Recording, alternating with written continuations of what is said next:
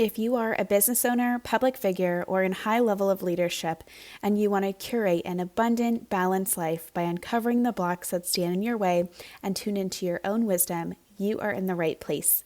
In this podcast, we talk about personal and professional tools and strategies so that you can elevate your potential, expand your impact, and enjoy your life. I'm your host, Angela Williams. I'm a licensed therapist, coach, guide, speaker, educator, avid beachgoer, and I've helped thousands of clients achieve personal growth and transformation. Let's dive in.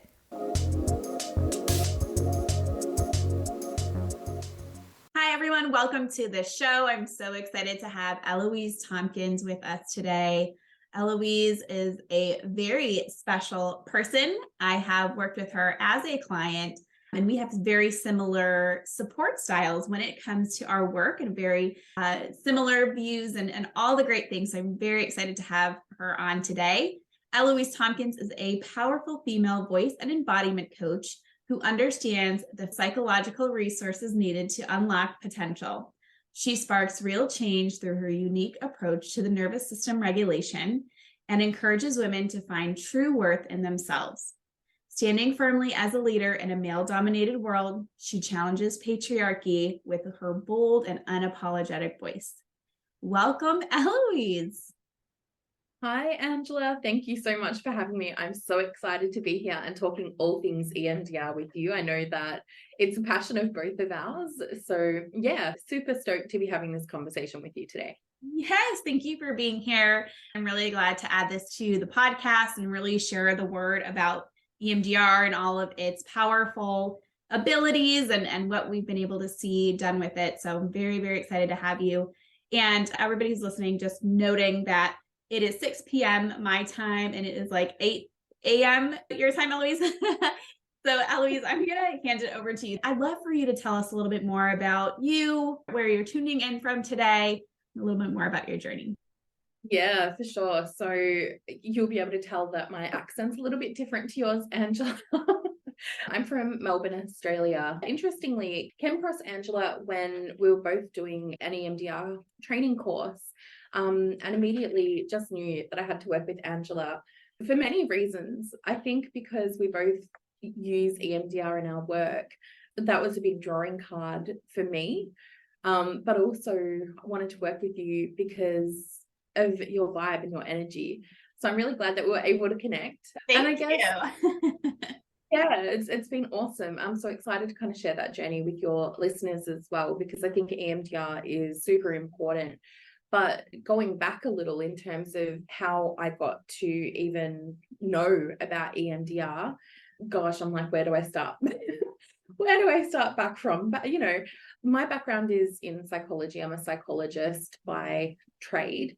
And what I noticed with the world of psychology is that it very much worked from a deficit model where we would treat people with mental health conditions, mental health diagnoses.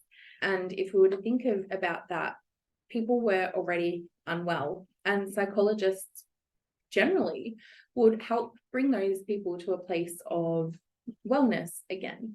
So kind of this baseline point. And what I noticed is that even though there's positive psychology, there's not a lot of psychologists that actually work in that space. In that space, there's a lot of life coaches, all different types of coaches. So I really saw an opportunity to use the skills that I had in that space. And then I came across Angela, who was using EMDR in the coaching space to help propel people forward. And that was along the lines of what I wanted to do. And I was like, that's just super exciting. And I had to work with her. So that's a little bit about how I came to be here today. And I'm excited to share a little bit more about that as we continue to chat. Perfect. Thank you so much. I've had the pleasure of having other therapists and coaches on the show previously, but I really am excited to have Eloise because, again, we share that therapist to coach background. We're really excited to use different approaches to help our clients. And we really believe in more of that holistic approach, which means that we are not only talking about one thing like your thoughts or strategy, right? We're really coming at supporting people getting to their goals and achieving their vision through multi-discipline, a multi phase approach. And so that brings in a lot of the tools that we learned in our therapy training that we have used with our clients, evidence-based, right? And bringing in more of the other tools, intuitive-based, somatics, positive psychology, a lot of things that help people to build upon the foundation that they have started with, or they've already put in the work to build those foundations, maybe in therapy, maybe in educational courses. And so we can take them to that next level by enhancing performance, by having them tune into their inner wisdom, by having them tune into their body. There's so much information that lies within us. I've said this before too on previous episodes, but I'm going to repeat it because it's so important that we need to just know how to tune in and how to reflect and how to give ourselves that processing time and really own our wisdom in our next steps. And sometimes we really can benefit from a guide to do that. And I think that's what both Eloise and I bring to the table with coaching, and so excited to talk about that more. I thought we could start with a kind of a brief history lesson, if you will, about EMDR. Eye movement desensitization and reprocessing is what we're talking about.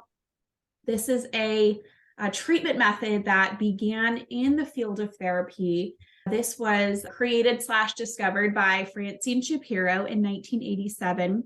And her book, Getting Past Your Past, is a super helpful text for really anyone if you want to learn more about EMDR, some tools, and how she created this. It's a pretty heavy text, but it is very helpful. But basically, the story that she shared is that she was distressed about something, and then she went for a walk, I think in the park, and noticed that she was moving her eyes back and forth.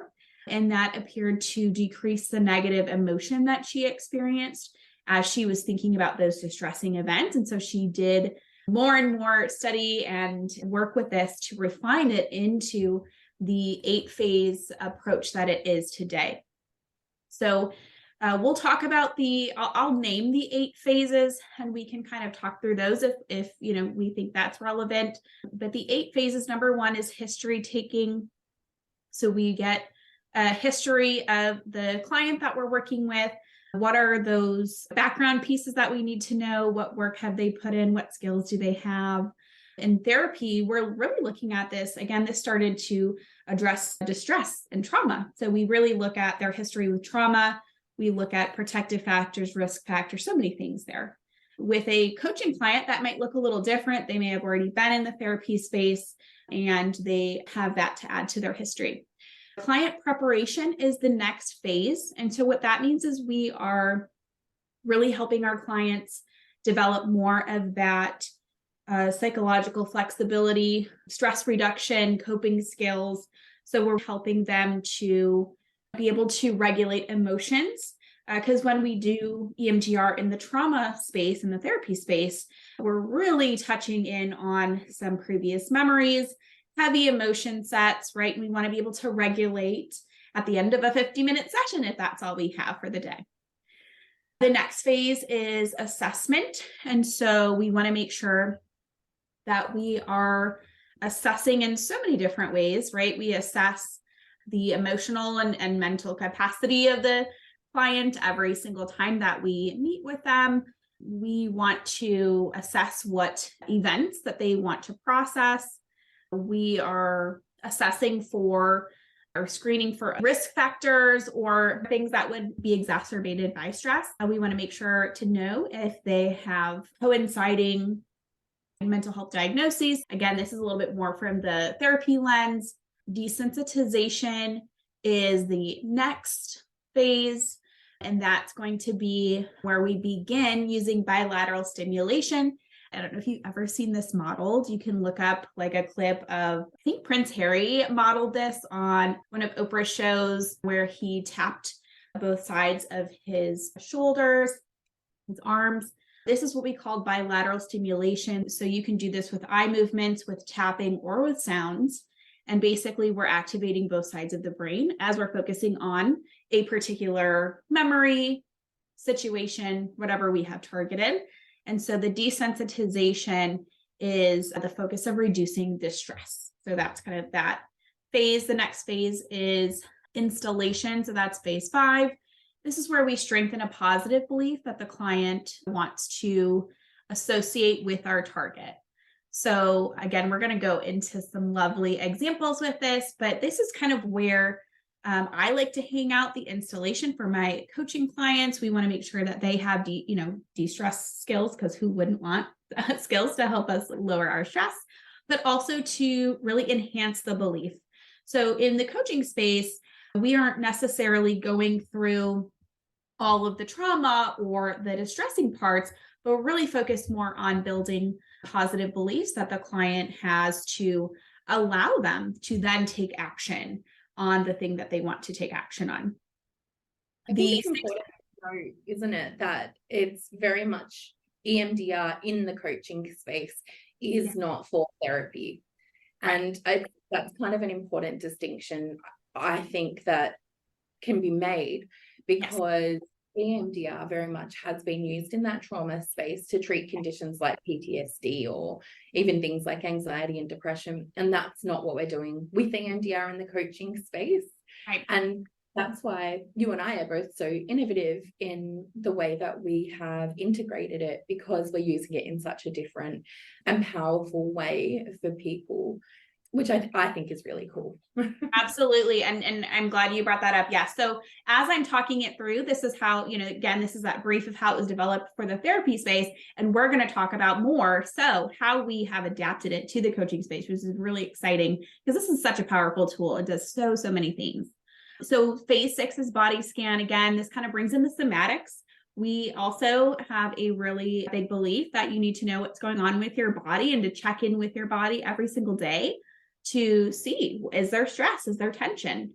And that phase 6 that we're talking about with the body scan, we're looking at, does the event still hold a physical somatic charge for you, right? So we kind of scan. So we process, we install a positive belief, but then we double check, is there still anything left in the body? Does it feel lighter or does it feel heavy, right? Those would be questions we ask, and see if there's anything disturbance left in the body. Because the body, again, holds so many pieces of information for us. Phase 7 is closure. And this is where, we might wind down at the end of a session, especially if we've got a lot of stress. We want to make sure that we are kind of, closing it down for that day, or we might be closing it down for that particular theme or memory. But we want to make sure that we've achieved the most neutral result as possible, or we can kind of couch it for the next time if we haven't completed that particular processing. And then phase 8 is reevaluation. So we're always checking in at the beginning of the next session just to see how things have continued to process, because what happens is, as our brain processes old traumatic impactful events, it can kind of open Pandora's box. It can also operate as like a software in the background and continue to do its processing in between our therapy sessions. And so we always check in. So also with our coaching clients, right, we're always checking in. What's the priority today? How did the work go that we did last time? How does that feel? What do we need to kind of tweak or work on moving forward? So those are the 8 phases, and kind of the summary, I guess, if you will, and the point of the EMDR therapy process in the therapy space is that when we have these traumatic or impactful, I always say both, because it doesn't even have to register on traumatic. It can be just an impactful event. When these memories occur, they can get locked in our brains and our memories with the original sight, sounds, pictures, and body sensations. And also, we prescribe meanings about ourselves through that experience. So for an example, if you're 3 years old and you spill the milk and dad goes off the handle and screams at you saying you're worthless, that's the meaning that you might assign to yourself and bring that forward, whether you're conscious of it or if it's buried kind of in, back in that subconscious. And that impacts the day-to-day, right? And again, it doesn't have to be that type of event. It can be really any type of event you can imagine. But the point of EMDR is to unlock the disturbance, anything that's left, to help bring what we call adaptive information, the information that we have now, to our self, our younger self, our different part of our brain, that had that original memory locked in there. And so we get to process that out into more of a neutral way. When we're looking at this in the coaching space with more of the performance enhancement, with the belief building, we're really focusing in on those parts where we get to work off of foundations that you've already created in previous coaching or therapy, or just, your own professional development. And we get to build on your strengths, we get to build on your beliefs and create more resources for you to help with the focus and the calm. And, again, increasing the belief and the ability to achieve that next goal. All right. So I've said a lot about EMDR. Ellie, do you want to pop in and share anything or update or correct anything that I said there? Oh, you explained it really well. But I was just thinking, like, there's so many steps and phases to it. And, I think that people listening might feel overwhelmed by that. I remember when I was learning EMDR and heard 8 phases, it sounds really overwhelming. And it's not so overwhelming. All of those steps are coach guided and they kind of flow. They're really seamless. They're really natural. So if it does sound like a lot, it is, but when they're all bundled together, it just brings together such a powerful experience for people. And I love the way that you explained it in terms of those locked memories, and needing to go back into the past to kind of release those, because it's amazing how much gets stored inside of our body that's not even, like, we're not even consciously aware of. We might not have the language for it at the time, or we haven't got the developmental skills or abilities to think about it differently. And EMDR is really powerful at being able to unlock that. Yes, thank you for sharing that. There is definitely other kind of related therapy modalities that I can see also being translated into the coaching space. I'm aware of EMDR as being more recognized as a tool that can be used for coaching. I think there's still some skepticism, even in the therapy world, about that. For us, we have to notice that we are just focusing on those couple of phases that are meant to reduce your stress and enhance your skills. There's also other things like brain spotting. This was actually another modality that was discovered by Dr. David Grand more recently in 2003. And he worked on this method as a branch off from EMDR. So again, similar, where there is somatic experiencing. And also this was discovered by accident, which I think is so interesting that folks have discovered some of these things by accident and are applying them, making them evidence-based, which is so, so very cool. And brain spotting, and if y'all want to look further into this, you're welcome to do so. It's a focused treatment method that works by identifying, processing, and releasing core neurophysiological sources of emotional, body, brain, trauma, dissociation, and other symptoms. Again, this is also enhanced with bilateral sound and an offshoot of EMDR. So just another piece, if you want to kind of take a look at that. Let's talk about when people should think about EMDR therapy or EMDR coaching. What are your thoughts on that? Oh, that's such a good question. And it's a good question because EMDR therapy or therapy versus coaching in general feel like they're similar, and they do have some overlap, and they're also quite different in many ways. And I think the differentiation for me is because I also work as a psychologist, I also work as a coach. I see and use EMDR across both. And I think therapy is very much to treat trauma or distressing memories that you can't get past. So, for example, it might be things like you've had an accident in the workplace and you're now struggling to go back to work because of that. You would be more inclined to go see a therapist for that, because that's something that you need to work through. Or you may have a history in your childhood where there were quite a lot of upsetting events, and maybe you want to talk to someone about that. Therapy is kind of the place for that to go, because you get that one-on-one support where you can process all of that trauma, whereas coaching is more looking forward to the future and kind of strengthening what you already have. So with me, for example, and that's kind of why I wanted to work with Angela, is because I'd done the therapy, I'd processed a lot of my own stuff from my past, and I had also done some business coaching and done all of that work. So I'd kind of come to that point and I was still getting stuck. I was still getting stuck on some of these mindset blocks, but because I happen to know, I've got my background in therapy myself, I knew that there was also stuff in the body that was holding me back.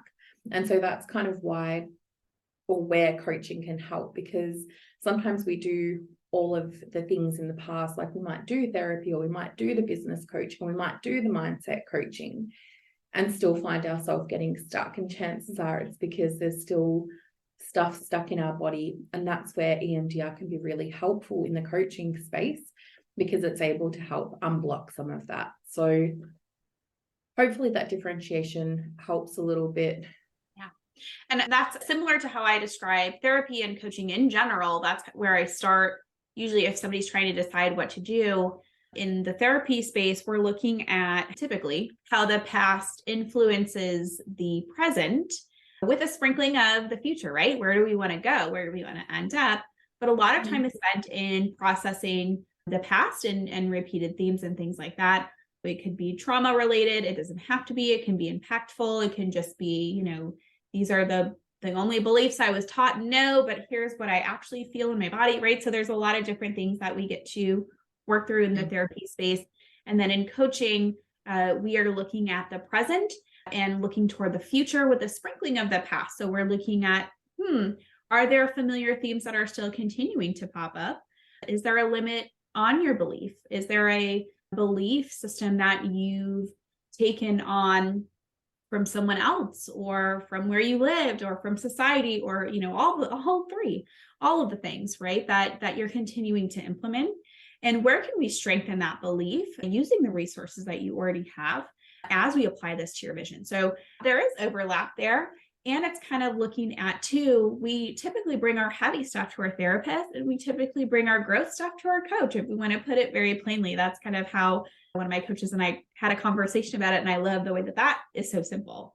So that would be a great indicator of where you want to go.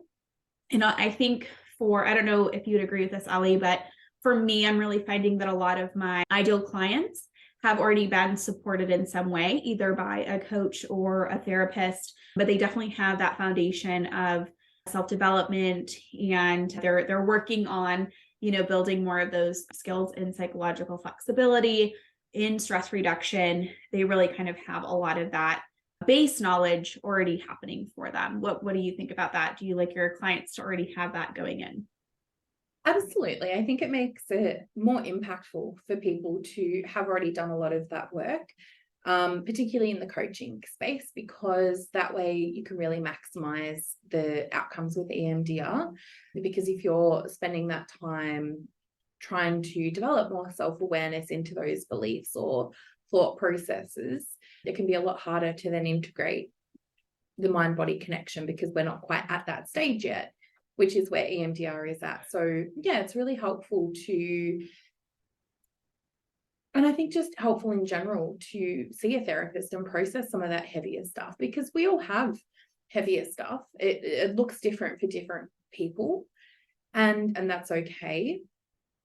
It can be helpful to process that though, and recognize that coaching does offer you a bit of a different space for that. But yeah, I generally do like when people have attended therapy. It makes, or in conjunction, like attending therapy and coaching side by side as well. But the work, I think the personal development work that we do isn't linear. There's no one size fits all.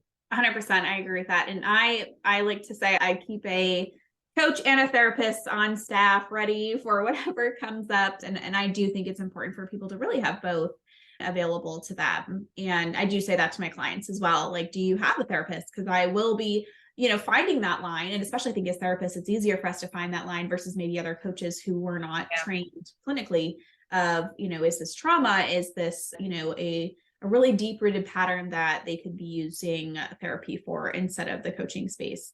So that is something that, I think we are able to screen for and refer out as needed, or like you said, side by side. I wanted to share an example of what I would use a therapist for versus what I would use a coach for. So therapy, some examples of using that is maybe family dynamics, intergenerational trauma, those stories that have been passed down, or those behaviors that have been passed down, having more of that lack or scarcity thoughts, behaviors, things like that. Again, some of the stuff can be overlap, but it's sometimes a very fine line. But if there's deep rooted family stuff around that, right, that would be therapy territory.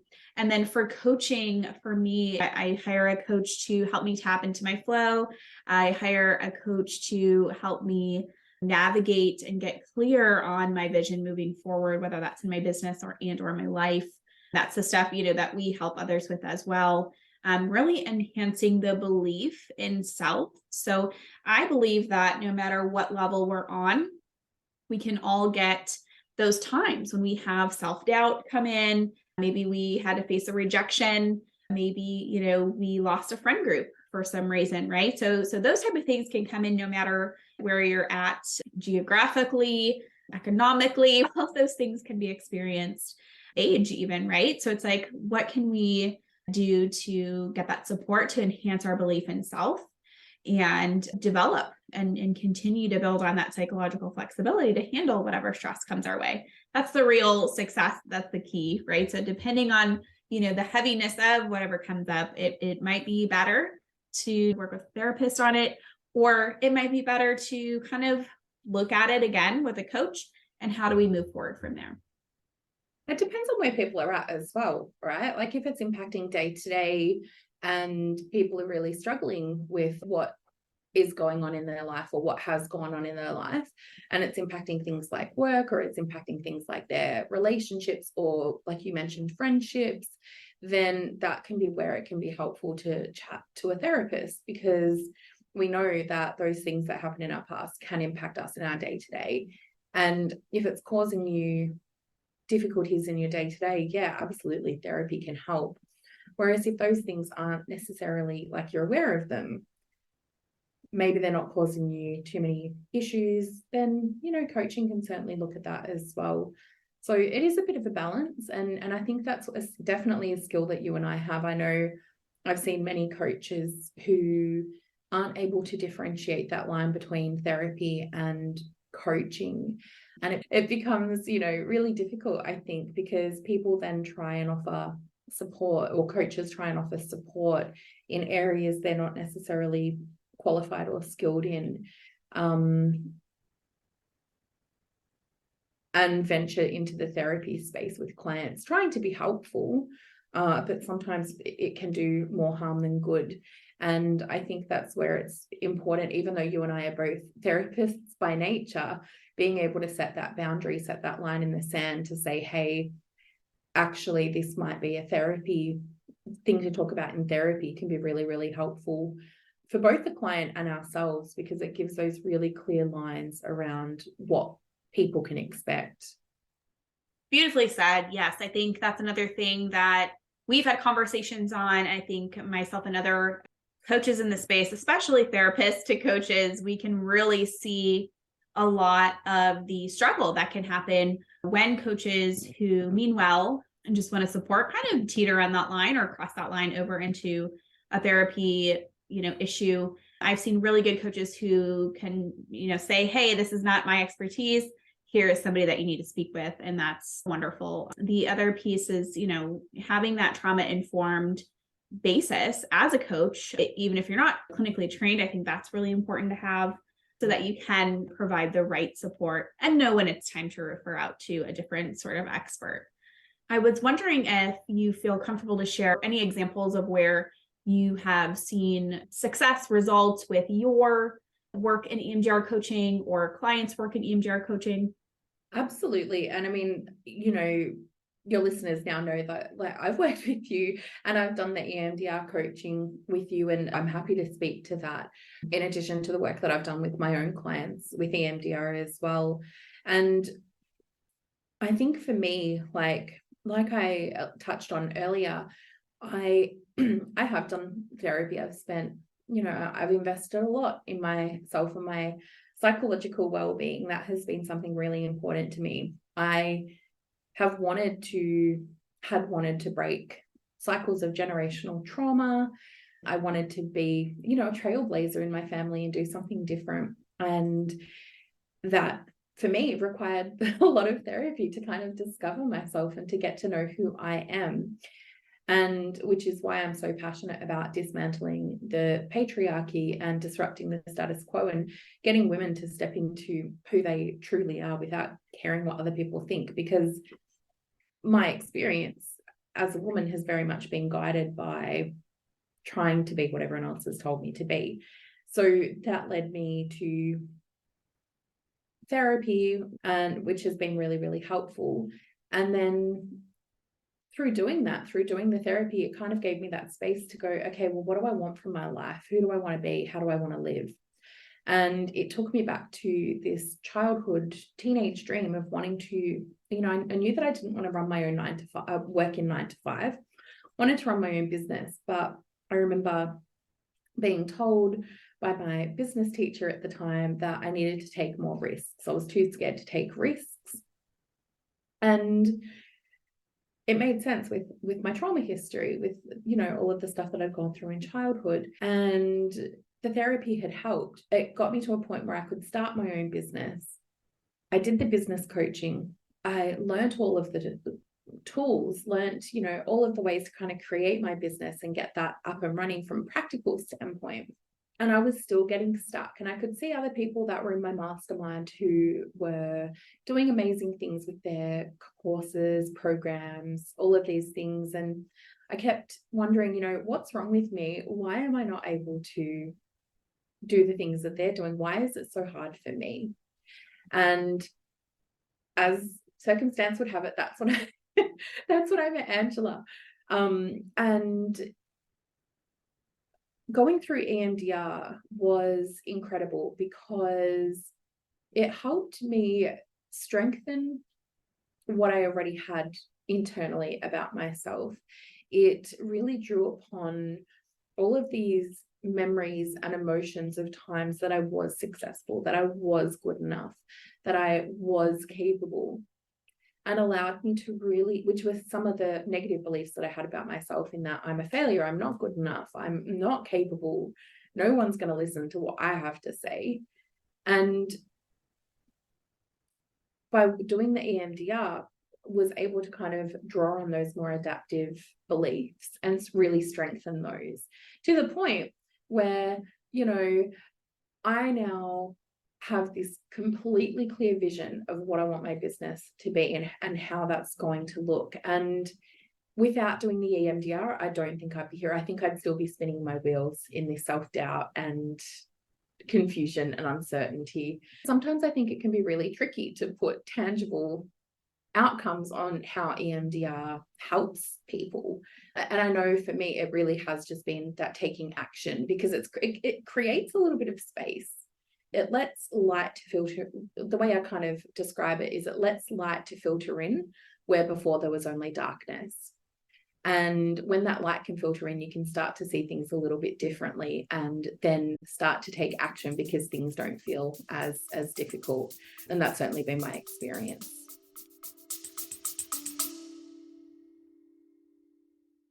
Are you a high-achieving female leader ready to break through your success ceiling?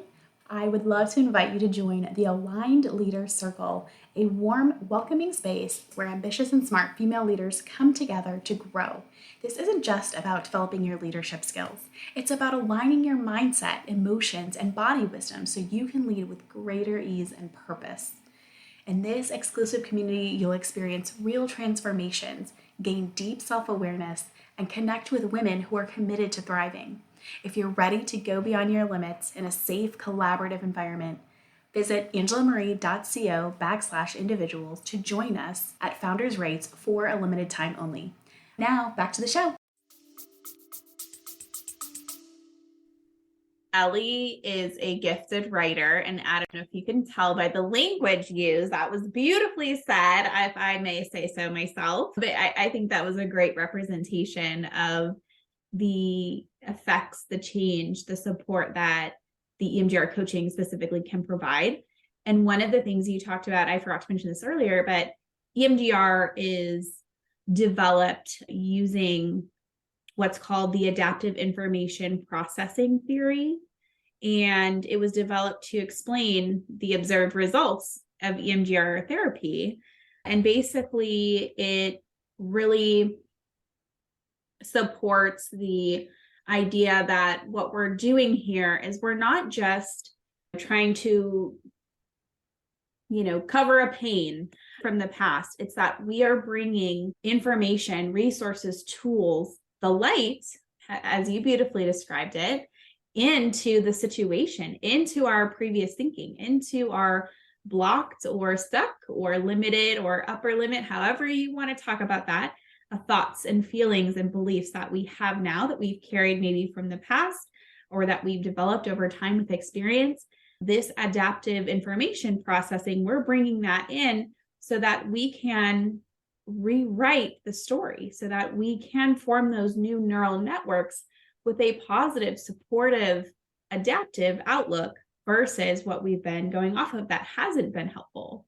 So yeah, that's a beautiful piece to add. And I want to go back to something you talked about, how your belief in yourself was enhanced based on the resources that you already had available. That was based on real life memories and experiences that you've drawn from that proved and that showed you even more, that enhanced that belief, like, hey, I can do this and I have proof. And that's where we also can form those unhelpful beliefs, as when we have those situations that have happened that show us the opposite of that, right? So, if we feel like we failed, that's where we say, oh, I'm a failure, right? But when we bring in the adaptive processing, it's reminding us that, oh, wait a second, that was a temporary time. I know that I can do this. And I know it feels good in my body when I succeed at this thing, and I can. And so we build on that. And I think that's a really cool transformation. And we're literally creating new neural pathways to support our success and our ease and our happiness on our way to doing that. I just want to add as well, like it also releases the things that are stored in the body as well, and I think that's a really important piece to just add to that, because not only is it like changing those neural pathways, but it's also releasing all of that stuff that's stuck in the body. And I think for me, that's where I found it really helpful, because I knew that there was that stuff stuck in my body and I couldn't get it out. Well, what I'd tried in the past hadn't got it out.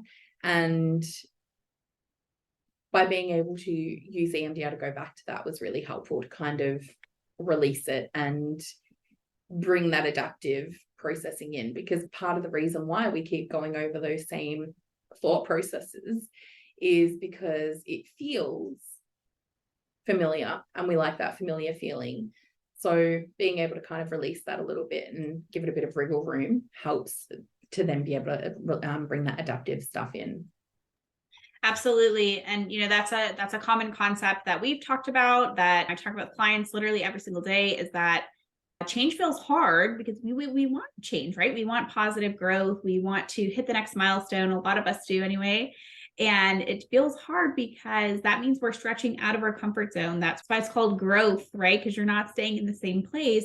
But our brains do crave that routine and that familiarity, even if it's toxic. Our brains still go back to that.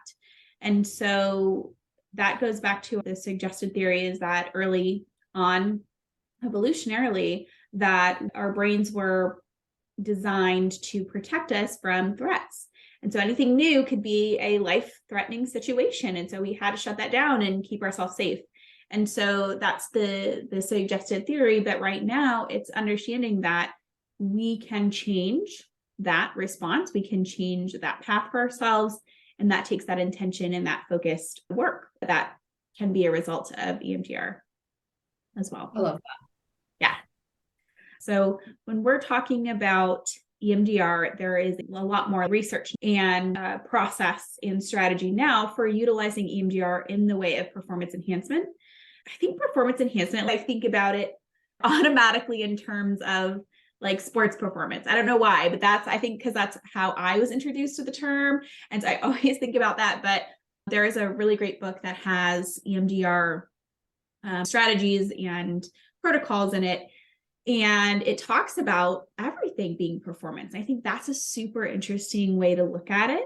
So parenting, the way that you run your company, that you lead your team, that you live your life, that we can really look at that as performance. And so when we're talking about performance enhancement, when we have to do anything that could be performance, looked at as performing, we're performing, and this can cause us anxieties. And again, self-doubt or our unenhanced beliefs or whatever, can creep in there. And so again, that brings in the fear, that brings in, right, a kind of a cycle there. But using EMDR coaching and other coaching skills, we can target and enhance the beliefs that it requires us to be successful in these situations. So I use the terms performance enhancement with some caveats of explaining that in some ways we can look at everything as performance. I think especially our brains go to, and I don't know about you, Ellie, what you think about this, but my brain goes to kind of more of those top performing things again, like athletes, public speaking, leaders. Yes, absolutely. Right. So that high performance, and we definitely support individuals in those roles. And we can also look at other things as, performance too. And that kind of widens the purview of what we can do with EMDR in enhancing performance. And it's really all the same thing that we're getting at here, is that we are enhancing your belief in yourself. We are opening the door for new opportunities in your brain to say, hey, I can do this. I can feel it. It feels good. I can let the pressure off of myself. I can picture this. I can visualize this. I can know what that feels like in my body to feel successful at it. I can let go of the heavy stuff or the hard stuff that was attached that doesn't really help me in the now. That, I can really enhance the skills and the gifts that I have mentally, emotionally, physically, and really create a smoother path for me to take action on the aligned goal. So really it all boils down to that, I think. What are your thoughts? It's interesting. I was listening to you talk through that, and it is literally the perfect explanation, because I was thinking of one of my clients that I have been working with, and their journey was exactly like that. That heavy stuff that, they came in with these beliefs of, I'm not capable. Mind you, this person has 3 degrees, a highly qualified person in their field, and it just felt so incapable of creating their own business. And we kind of looked at that, and we looked at why or how that belief kind of came about. And we also looked at the adaptive belief around I am capable, I'm more than capable. We also looked at social conditioning and how that kind of influenced the development of the belief. This person is a woman, her husband's earning more than her. So, and there's that belief around, well, I'm never going to be able to earn the money that I desire. And then through EMDR, it just shifted, that belief weakened. It's like chain links. So instead of being like strong chain links, those chains loosened. I don't know, the chains loosened. And she was able to bring in those more adaptive beliefs. And it was funny because she came to me after one of our sessions. You were talking about this earlier around how EMDR often has some processing afterwards. It's like that software running in the background. And that's exactly what happened with her.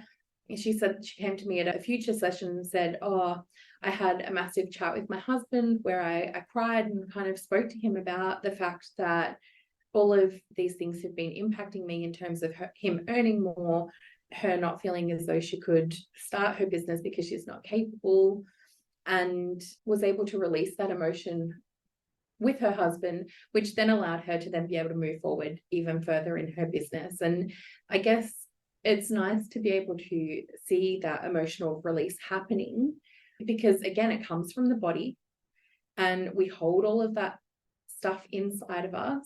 When we're able to release some of that and share it, express it, whether it's with a husband, whether it's with a coach, whether it's with your therapist, whether it's by yourself in a journal, it doesn't really matter. When you can release that emotion, it can then help you to move forward. And now she's created a podcast. She's doing all of these amazing things with her business that in the past were feeling really scary and terrifying to her. And now she's doing them. I mean, they still are outside of her comfort zone, and that's to be expected, but they are also feeling a lot easier than what they were before EMDR. And yeah, kind of hearing you talk about almost the bell curve of what it's like to experience EMDR, or not even a bell curve, because you don't come back down at the end, you continue going up. Yeah, it just reminded me of the clients that I've worked with, because it is the progression, and it's really nice to see. Yes, thanks for sharing that example. That made me think about how I love EMDR so much in the therapy space and in the coaching space, because I've seen such big shifts in folks and their ability to relate with themselves and the world and the people around them. And my mission is to support high achieving individuals in going after their goals, enhancing their strengths, believing in themselves even more, and being able to break those generational curses, beliefs, or issues that can hold them back. Because when I help professionals, other professionals and change makers and public figures and leaders, when I help those people enhance their own belief and performance and alignment and clarity and all of that, when I help them to improve, they can impact a wider set of people, and that ripple impacts for generations. And that's the impact that I love to make. And I'm so excited because this is a tool that helps us get them there, right? To that place. It's impacting relationships, the way people are parenting, the way that they're taking care of themselves, the way that they're drawing boundaries, the way that they're speaking their voice and their truth. It's a really cool thing to see and be a part of. So much love for that. And it's interesting, as you were talking, there's a saying, hurt people hurt people. And I love to flip that around and say, healed people heal people. Because yeah, right. Hurt people who don't do the work on themselves, whether through therapy or through coaching, their ripple effect unintentionally, and it's by no means intentional, will kind of continue those patterns. And I'm not going to go into that there's a lot to unpack there. I'm going to mentally park that. And on the flip side of that is this idea of healed people healing other people. You know, and it's kind of like it makes me think of, I don't know where I heard this, but it reminds me of something I heard where there was this grumpy old man sitting at the airport, and he was just like, grumpy, grumpy, grumpy.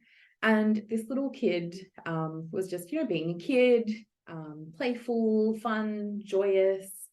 And other people were kind of giving this man space because he was quite grumpy. And this 3-year-old kid was just like oblivious. I'm going to go chat to this person. And through engaging with this man, this grumpy old man, he started to light up and engage and talk and smile and play and be connected with this person.